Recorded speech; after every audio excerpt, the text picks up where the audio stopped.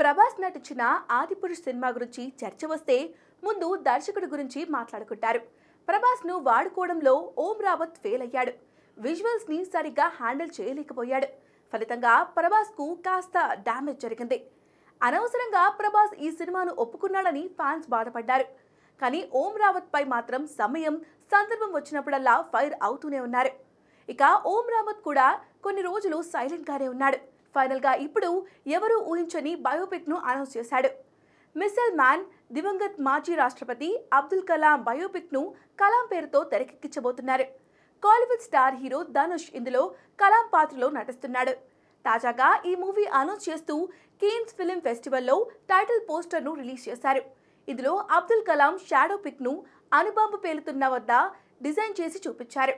ఈ మూవీని అనిల్ సుంకర, అభిషేక్ అగర్వాల్, భూషణ్ కుమార్, కృషన్ కుమార్ సంయుక్తంగా నిర్మిస్తున్నారు. త్వరలోనే ఈ మూవీని సెట్స్ మీదకి తీసుకెళ్లబోతున్నారు.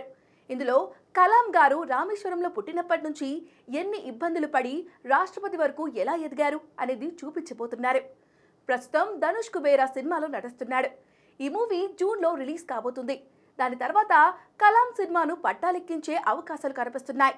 మరి ఈసారి ఓం రావత్ ఏం చేస్తాడో చూడాలి.